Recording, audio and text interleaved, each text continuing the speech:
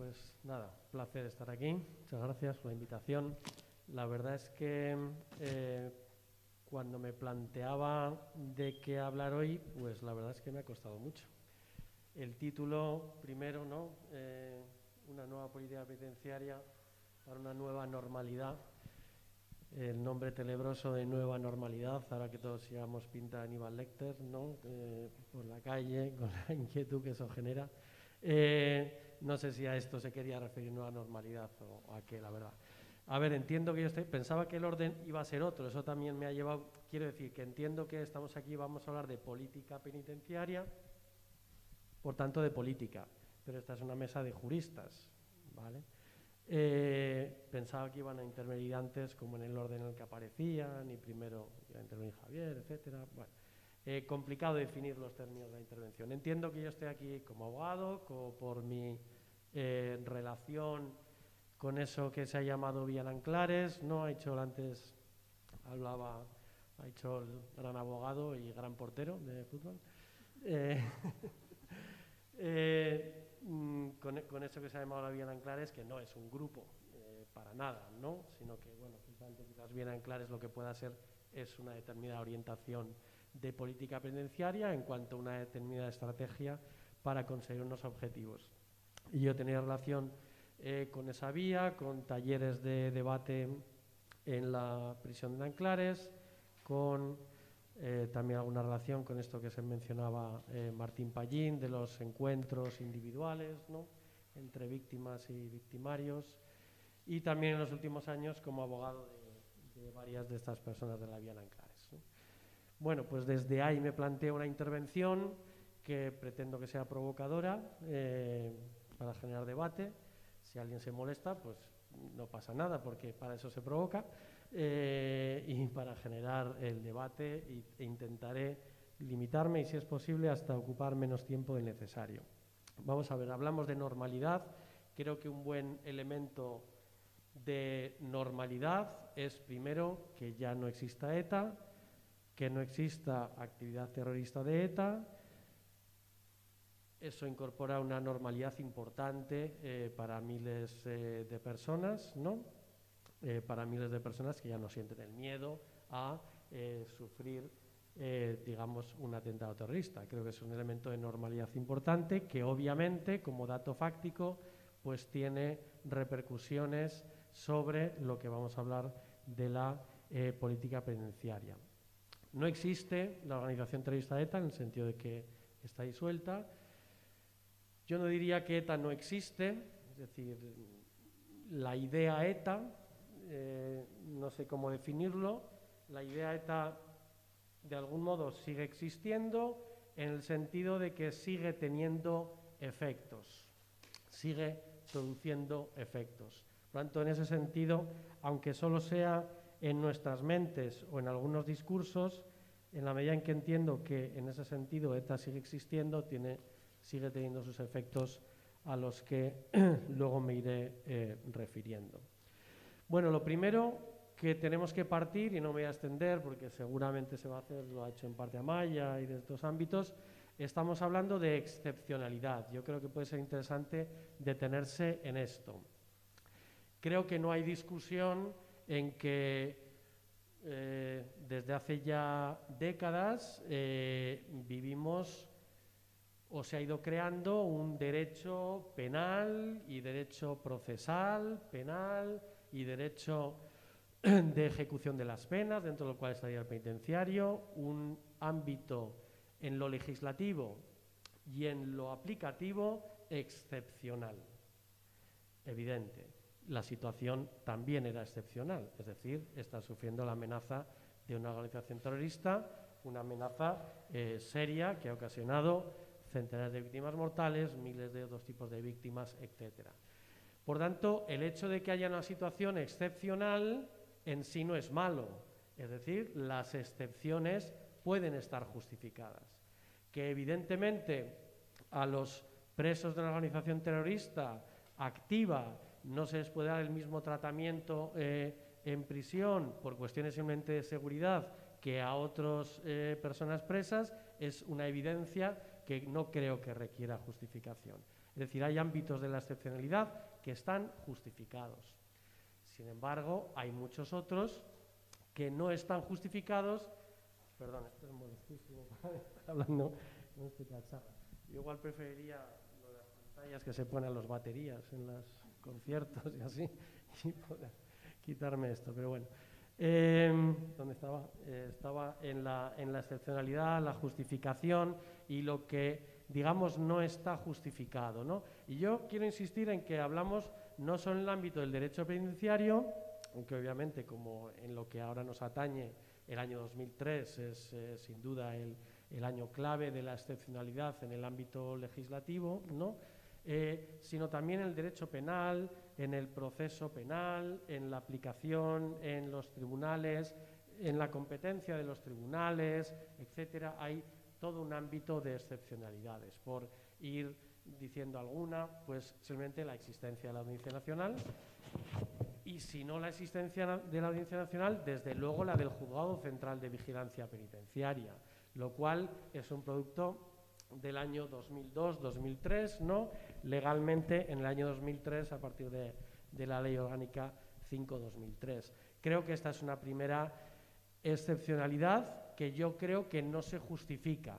Es decir, que lo lógico sería seguir el criterio del juez natural, en el sentido de que el juez competente en lugar del centro penitenciario y ya está. Y entonces estaríamos en ese sentido, ¿verdad, Ana? Tan mal como en todos los demás juzgados de vigilancia penitenciaria, ¿no?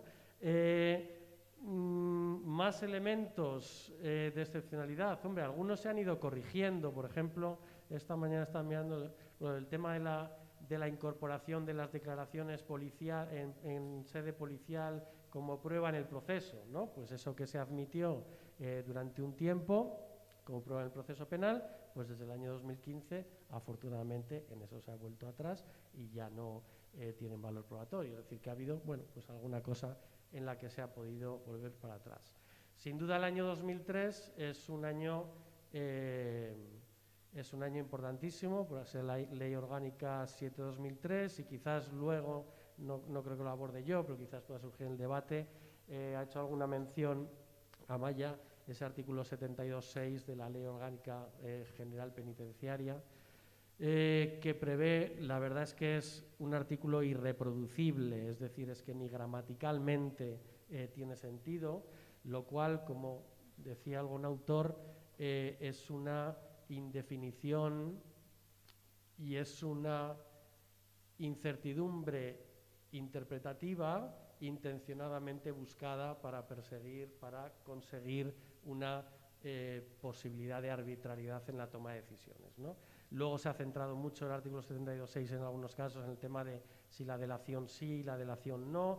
Está claro que ese artículo 72.6, que es el que prevé, perdón, que igual he dicho aquí yo, me he lanzado a hablar del artículo sin decir qué es, es el que permite la clasificación o condiciona la clasificación entre grado y libertad condicional a el abandono de los medios y fines terroristas y a la colaboración con la justicia, bien para unas cosas, bien para otras, lo cual se puede demostrar mediante como una carta de perdón, pero también con informes policiales, o sea, todo un batiburrillo en la práctica realmente inaplicable, ¿no? Bueno, pues ahí hay una excepcionalidad.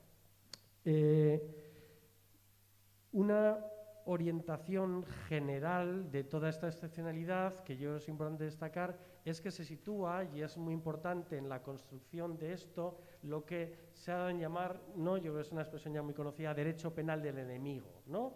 La construcción de, dentro del sistema penal, un ámbito que se rige por otras reglas en la medida en que hay un sector de personas a las que no se les reconoce los mismos derechos que a los demás, ¿no? Aquello de lo que, ¿no? Jacobs, al que se atribuye la definición de este ámbito del derecho, hablaba de las no personas o no ciudadanos. Como se sitúan claramente en oposición a la sociedad, no merecen las garantías, derechos del conjunto, con lo cual habría como dos derechos penales. unos y para otros, ¿no? Bueno, en España la lucha antiterrorista pues, ha servido para crear en gran medida este derecho penal del enemigo, y muchos de los ejemplos de derecho penal del enemigo los podemos observar precisamente en estas modificaciones que se fueron introduciendo específicamente para bueno, pues la lucha contra el terrorismo de ETA, y que no es casualidad hoy veamos muchas veces aplicadas en relación con el asunto del proceso, como se le quiera llamar, ¿no? Y cómo se están haciendo algunas aplicaciones, por ejemplo, de esa reforma del 2003 del régimen de recursos en materia penitenciaria, ¿no? Cómo se está aplicando esto ahora, cómo ha ocurrido, por ejemplo, el tema de la competencia para el recurso en relación con el 100.2, si es a un tribunal o si es al sentenciador, que en Cataluña en concreto había una línea, ¿no? Y se ha excepcionado precisamente para este caso. Bueno, lo excepcional, y esto me lleva a la siguiente idea, creo que es muy importante, es que lo excepcional en derecho penal tiene muy demostradamente lo que llamamos una vis expansiva. Es decir, lo excepcional se acaba convirtiendo en lo normal, y lo que se crea para un grupo especial de casos o personas acaba normalizándose y siendo aplicado a la generalidad de, en este caso hablamos, por ejemplo, la población penitenciaria. Esto ocurre mucho y podríamos poner diversos ejemplos, y yo creo que es un riesgo que hay que destacar de lo que ha ocurrido y seguirá ocurriendo. Pero también cuando hablaba Maya hay muchas cosas que me recordaban. Hablaba del tema, por ejemplo, de que si la humanización, otras cuestiones, yo pensaba, antes lo hablaba con Ana, ¿no? Aquí fuera esto ocurre con todos los presos. Hablabas del tratamiento, hablábamos Ana y yo, ¿dónde está el tratamiento para las 60.000 personas que hay privadas de libertad hoy día, ¿no? Quiero decir que muchas de las cosas que has dicho no son, desgraciadamente, no son desgraciadamente una excepcionalidad para nada, ¿no? Para nada. 3 minutos, madre mía. Bueno, claro, la pregunta era, ¿cómo se transita? Pues mal, muy difícil. Primero, voy a decir algo provocativo. Lo que creo que primero que hay que hacer es empezar a tratar a los presos por delito de terrorismo como delincuentes. ¿Vale? Lo de tratar a alguien como delincuente tiene mala prensa. Y solemos decir, es que me han tratado como un delincuente, implícitamente justificando a los delincuentes. Es normal que les traten mal, pero a mí, ¿no? Bueno, pues tratar a alguien como delincuente es alguien que ha cometido un delito. Las personas de las que estamos hablando, de las 240 de las que hablaba Ichol, en su inmensa mayoría están condenadas por delitos muy graves, por muchos delitos y muy graves, es decir, tienen condenas altas. Y existe una expectativa legítima en la sociedad, y quizás más significativamente en las víctimas, a que cumplan sus condenas. Por cierto, las condenas se cumplen, ¿vale? En tercer grado se cumple, en libertad condicional se cumple. Yo no estoy hablando, por supuesto, de cumplir en aislamiento y cuanto peor mejor, ¿no? Estamos hablando de cumplimiento. Por tanto, cualquier tipo de otras veleidades como amnistías o indultos generales, pues está absolutamente fuera de lugar. Otra cosa podrían ser indultos particulares, ¿no? Creo que esta idea de tratarles, es decir, ya estas distinciones de presos políticos, presos comunes, no son presos políticos, han cometido delitos, están cumpliendo. ¿Hay normativas excepcionales? Sí, también respecto a otros. Unas están justificadas, otras no, pero no vamos a hacer consideraciones generales. Por ejemplo, la política de alejamiento es una política, entre otras cosas, me vieron claramente ilegal, porque le trata a un colectivo de personas definido por un delito cometido de una manera colectivamente diferente a los demás, cuando las decisiones tienen que ser individualizadas. Creo que ahí está la clave. Por un lado, como clave, como me decía 3 minutos, pues ya me voy a callar, pero bueno, tenía más cosas pensadas. Pero primera idea para ir pasando. Primero, a ver, cambios legislativos. Para abandonar la excepcionalidad harían falta cambios legislativos que yo creo que es claro que no van a ocurrir. Es decir, no hay incentivo político de ningún tipo para que el actual legislador modifique la legislación de la que estamos hablando. Eso no va a ocurrir. Por tanto, va a tener que venir la normalización de no un cambio legislativo, que no creo que vaya a ocurrir, sino de modificaciones de pautas de comportamiento, etcétera. Y aquí, en mi opinión, veo que tampoco para el gobierno, ni para el comunista bolivariano, ni para ninguno, hay incentivo político a ser valiente en política penitenciaria, porque el beneficio político que se puede tener es nulo y el coste político que puede tener es muy grande. Por tanto, esperar cambios importantes me parece que no es razonable. También es cierto, y termino con esta idea,